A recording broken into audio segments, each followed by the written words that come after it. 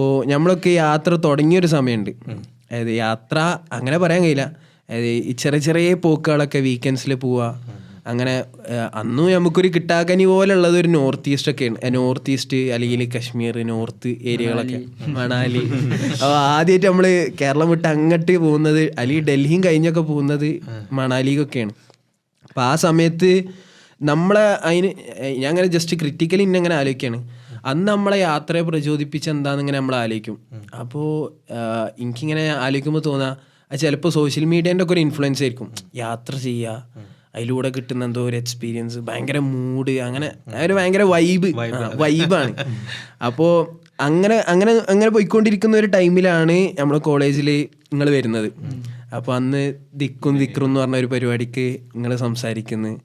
അപ്പോൾ എനിക്കിങ്ങനെ തോന്നുന്നു ആ സംസാരത്തിന് മുമ്പ് ശേഷം പേഴ്സണലി എനിക്ക് അന്ന് നിങ്ങളൊക്കെ നമ്മളെ യാത്രയുടെ ഇൻപുട്സ് ഫസ്റ്റ് പറഞ്ഞു, സെഷൻ തുടങ്ങുന്നതിന് മുമ്പ് നമ്മളെ യാത്രയെ കുറിച്ചുള്ള അനുഭവങ്ങൾ പറഞ്ഞു. പിന്നെ ഇവർ വന്ന് സംസാരിച്ചപ്പോൾ ആകെ മാറി.